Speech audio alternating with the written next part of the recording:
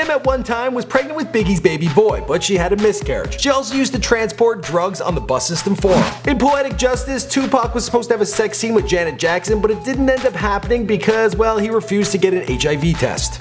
She needed the poetry in her heart. You've got to move on. There's another man out there somewhere. His name is Lucky. Dr. Dre didn't start smoking weed till he hooked up with Snoop Dogg, so when he raps, "I don't smoke weed or cess" in NWA's 1988 album Straight Outta Compton, well, he wasn't lying. At the time, he really didn't. Nuz, he dropped out of school in the 7th grade. Alright guys, welcome back to another 25 random hip-hop facts. This one is part 9. No, it's part 8. Do you want to see a part 9? Let me know in the comments down below. Also, let me know who you want to see on Before They Were Famous, After They Were Famous, and Before They Were Dead.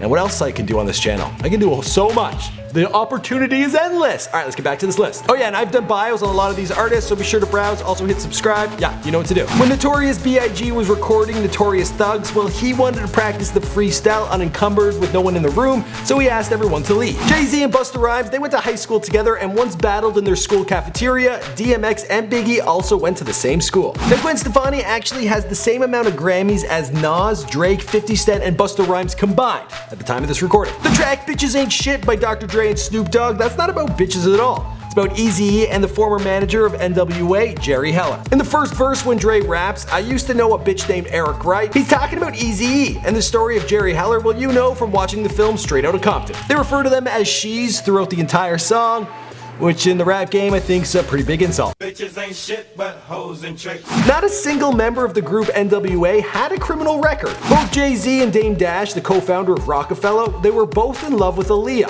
Rick Rubin, he formed Def Jam Records from his New York University dorm room. Snoop Dogg will usually perform for about $100,000, but if you offer him some fantastic bud, well, he'll do the job for $20,000. I know, crazy. It's gotta be $80,000 worth of weed, right?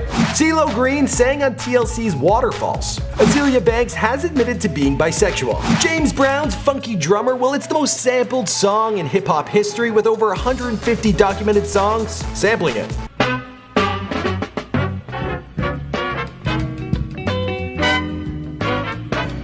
Tupac Shakur, when he was a young man, well, he shot 2 off-duty police officers. They were assaulting him. The charges against Tupac were dropped because it turns out the officers were intoxicated and in possession of stolen guns. Snoop Dogg went to school with Cameron Diaz, and he one time sold her some marijuana.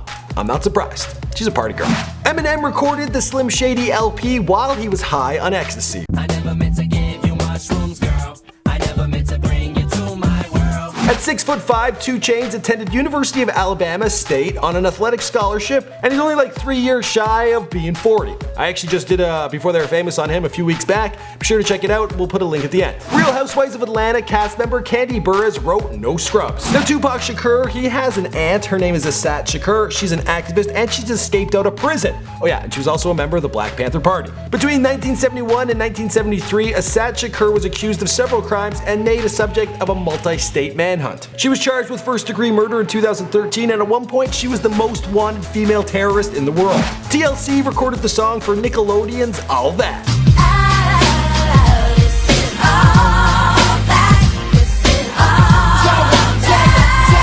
Rick Ross used to work as a correctional officer in the early 1990s at the South Florida Reception Center. Andre 3000 and Erykah Badu had a child named Seven back in 1997. Andre's song, A Life in the Day of Benjamin Andre, is about his relationship with Badu. Then grab the microphone and everybody yelled ho. Meanwhile, the video starts playing. There exists a video online of Riff Raff snorting a line of cocaine and then doing an 8-minute freestyle. Roll a clip.